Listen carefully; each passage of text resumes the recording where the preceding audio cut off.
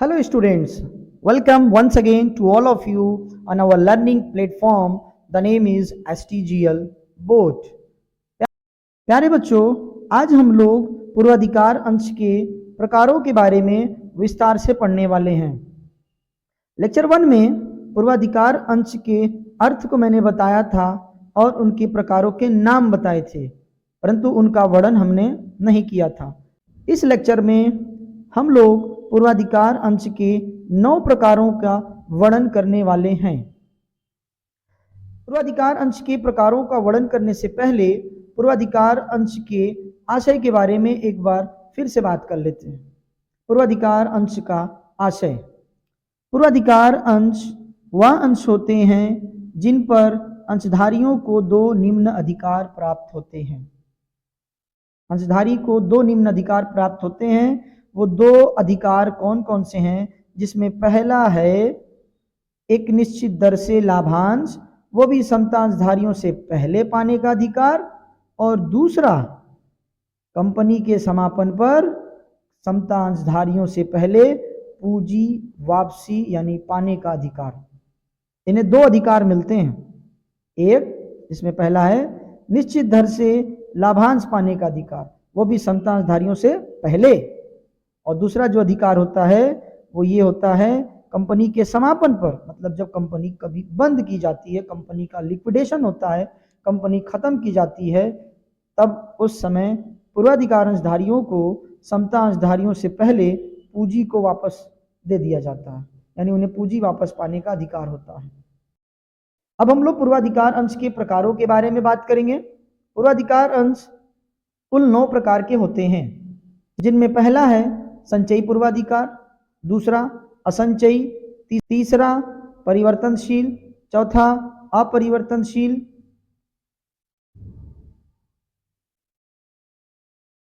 पांचवा शोध्य या विमोचनशील, छठा अशोध्य या अविमोचनशील, सातवां भागयुक्त, आठवां अभागयुक्त और 9वां प्रत्याभूतित पूर्वाधिकार अंश।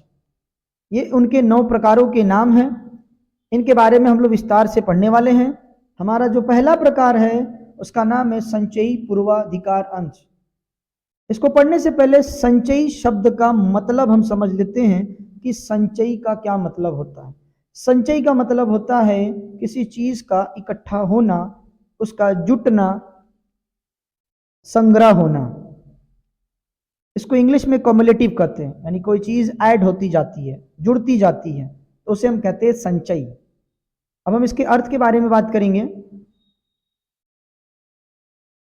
जिन पूर्वाधिकार अंशों का लाभांश आगामी वर्षों के लिए संचित होता रहता है उसे संचयी पूर्वाधिकार अंश कहते हैं। एक बार फिर से समझते हैं। जिन पूर्वाधिकार अंशों का लाभांश, अब लाभांश तो जानते हैं क्या होता है, अंशों पे मिलने वाले लाभ को लाभांश कहते हैं। तो जिन पूर्वाधिकार अंशों का लाभांश आगामी वर्ष मतलब आने वाले वर्षों के लिए संचित होता रहता है उसे संचयी पूर्वाधिकार अंश कहते हैं।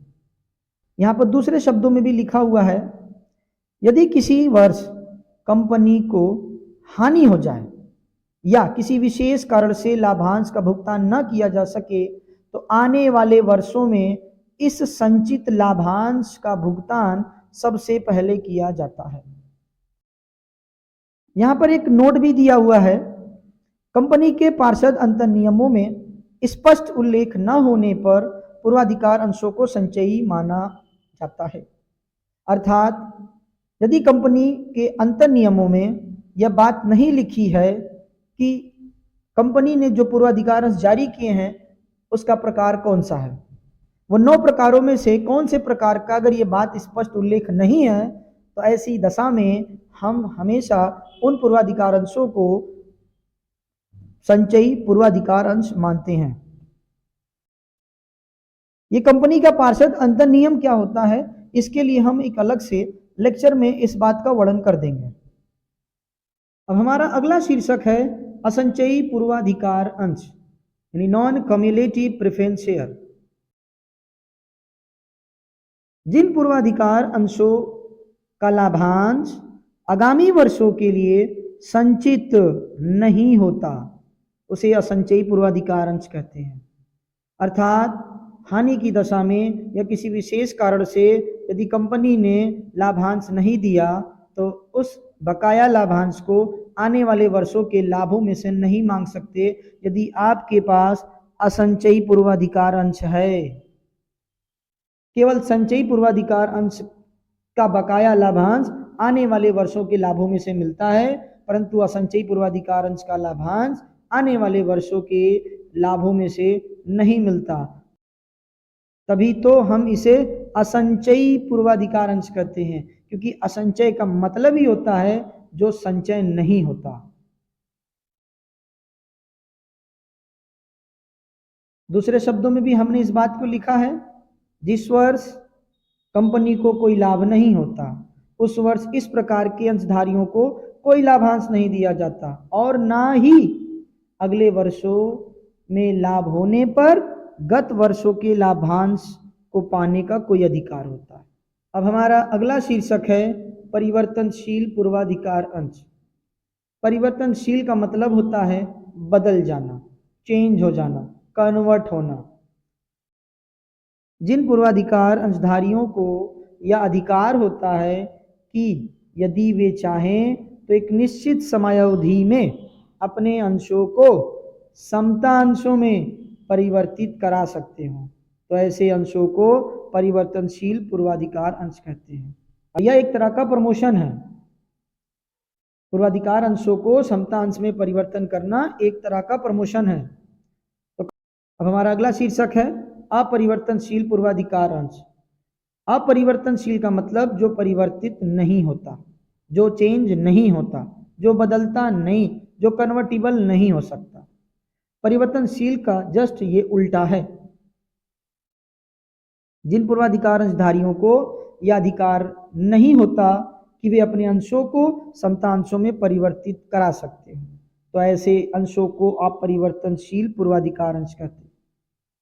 जिन अंशों को हम परिवर्तन करा सकते हो समता अंशों में उसे हम परिवर्तनशील कहेंगे, और जिन पूर्वाधिकार अंशों को समता अंशों में परिवर्तित नहीं करा सकते, बदल नहीं सकते, उसका प्रमोशन नहीं हो सकता, तो ऐसे पूर्वाधिकार अंशों को हम अपरिवर्तनशील पूर्वाधिकार अंश कहते हैं। अब हमारा अगला शीर्षक है शोध्य या विमोचनशील पूर्वाधिकार अंश। शोध्य का मतलब होता है भुगतान के योग्य, यानी एबल टू पेमेंट, और विमोचनशील का भी मतलब होता है एक निश्चित समय के बाद भुगतान कर देना।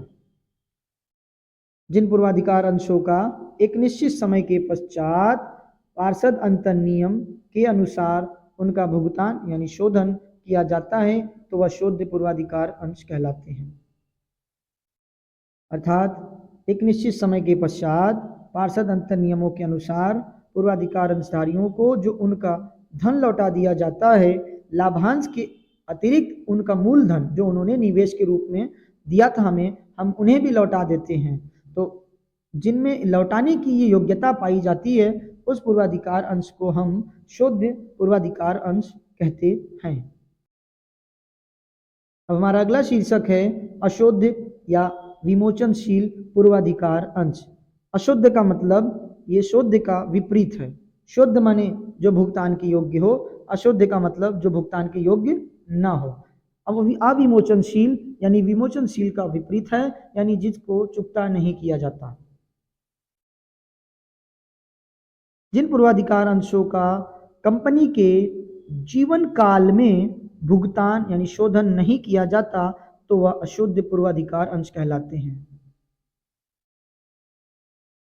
इसके ऊपर एक नोट है जो बहुत ही महत्वपूर्ण भी है। कंपनी संशोधित अधिनियम 1988 के अनुसार अब कोई भी कंपनी अशुद्ध पूर्वाधिकार अंश जारी नहीं कर सकती। अब हमारा अगला शीर्षक है भागयुक्त पूर्वाधिकार अंश। इंग्लिश में कहते हैं participating preference share. Participate word ज़्यादा हमें समझ में आएगा भागयुक्त की अपेक्षा। पार्टिसिपेट का मतलब होता है किसी कार्य में सम्मिलित होना, किसी में हिस्सा लेना, ठीक है। ऐसे पूर्वाधिकार अंश जिन पर निश्चित दर से लाभांश पाने के बाद कंपनी के अतिरिक्त लाभ में से भी लाभांश पाने का अधिकार होता है, तो ऐसे अंश भागयुक्त यानी सहभागी पूर्वाधिकार अंश कहलाते हैं। एक बार फिर से समझें, ऐसे पूर्वाधिकार अंश जिन पर निश्चित दर से लाभांश पाने के बाद कंपनी के अतिरिक्त लाभ में से भी लाभांश पाने का अधिकार होता है, तो ऐसे अंश भागयुक्त सहभागी, भागयुक्त को सहभागी भी कहते हैं, तो ऐसे अंश भागयुक्त पूर्वाधिकार अंश कहलाते हैं। अब हमारा अगला शीर्षक है अभागयुक्त पूर्वाधिकार अंश। भागयुक्त का यह बिल्कुल विपरीत है। अभागयुक्त मतलब नॉन पार्टिसिपेटिंग, इसका मतलब कि कंपनी के अतिरिक्त लाभ में जब आपको कोई हिस्सा नहीं मिलेगा तो उसे कहेंगे अभागयुक्त। ऐसे पूर्वाधिकार अंश जिन पर निश्चित दर से लाभांश पाने का तो अधिकार होता है, परंतु कंपनी के अतिरिक्त लाभ यानी सरप्लस में से कोई भी लाभ पाने का अधिकार नहीं होता, तो ऐसे अंश अभागयुक्त पूर्वाधिकार अंश कहलाते हैं। भागयुक्त का बिल्कुल ये विपरीत है। यदि आपको भागयुक्त आ जाए तो आप अभागयुक्त के बारे में भी बनाकर लिख सकते हैं। अब हमारा अगला और अंतिम शीर्षक है जिसका नाम है प्रत्याभूतित पूर्वाधिकार अंश, गारंटीड प्रेफरेंस शेयर। प्रत्याभूतित पूर्वाधिकार अंशों की आजकल मांग ज्यादा है क्योंकि इसकी विशेषता ही ऐसी है। ऐसे अंश जिन पर एक निश्चित दर से लाभांश के भुगतान की गारंटी दी जाती है, चाहे कंपनी को पर्याप्त लाभ हो या ना हो, प्रत्याभूतित पूर्वाधिकार अंश कहलाते हैं। इसकी विशेषता समझ में आ गई होगी।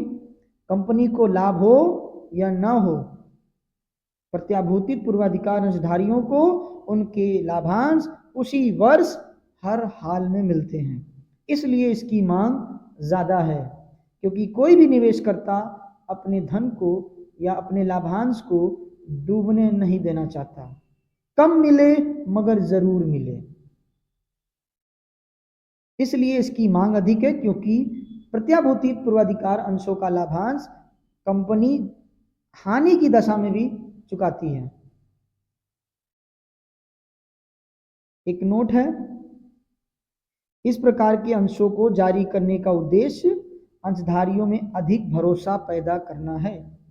जब कंपनी नई नई होती है तो निवेशकर्ताओं का वो भरोसा जीतना चाहती है, तो उनका भरोसा जीतने के लिए, उनको यकीन दिलाने के लिए कंपनी उन्हें प्रत्याभूतित पूर्वाधिकार अंश जारी कर देती है, क्योंकि इसमें हानि की दशा में भी मिलता है। अब निवेशकर्ता बिल्कुल निश्चिंत हो जाते हैं कि कंपनी को घाटा भी होगा, हानि भी होगी, तब भी हमें लाभांश मिलेगा, इसलिए इसकी मांग अधिक है। प्यारे बच्चों, आज हम लोग इस लेक्चर में पूर्वाधिकार अंश के कुल 9 प्रकारों के बारे में विस्तार से पढ़ लिया है। प्यारे बच्चों, आज की क्लास में इतना ही। अब हम लोग मिलेंगे अगले लेक्चर में एक नए शीर्षक के साथ। यदि आप चैनल पर नए हो तो चैनल को सब्सक्राइब जरूर करें और लेक्चर्स को हमारे लाइक करें, कमेंट्स करें, चाहे वो पॉजिटिव हो या नेगेटिव हो।